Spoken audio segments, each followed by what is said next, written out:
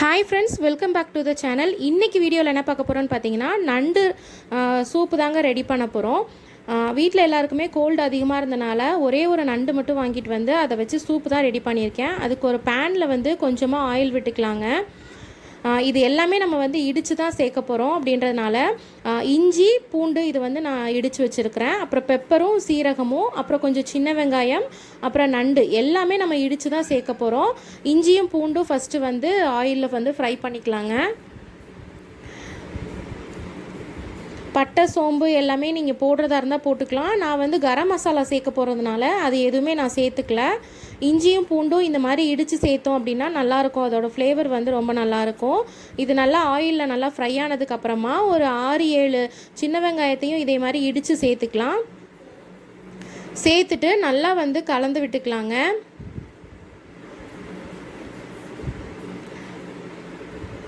நல்லா ஆயிலே வந்து இது நல்லா வந்து ஃப்ரை ஆகணும்.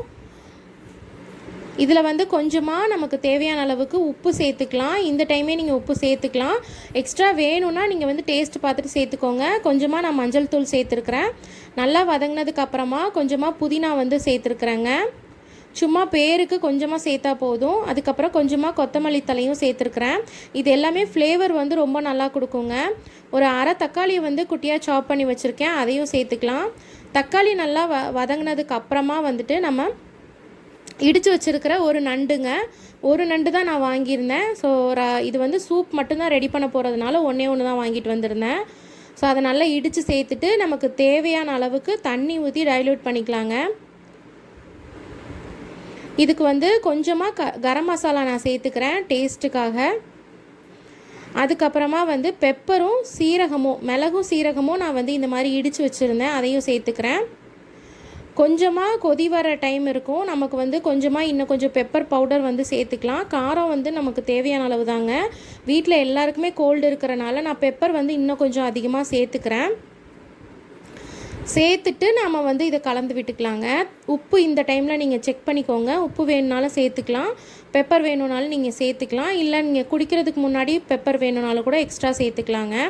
நான் இந்த டைமில் கொஞ்சம் பெப்பர் சேர்த்துட்டு நல்லா கொதி வந்ததுக்கப்புறமா வந்து ஆஃப் பண்ணிவிட்டு சர்வ் பண்ணிடலாங்க. இந்த அளவுக்கு நல்லா கொதிச்சு வரணும். நல்லா கொதிச்சிருச்சுனாலே வந்து நண்டோட அந்த எசன்ஸ் எல்லாமே ஃபுல்லாக இறங்கிரும். இது வந்து சளி பிடிச்சிருக்கு அப்படின்னா கண்டிப்பாக இதை ட்ரை பண்ணி பாருங்கள். இந்த தீபாவளிக்கு நல்லாவே மழை இருந்துச்சு.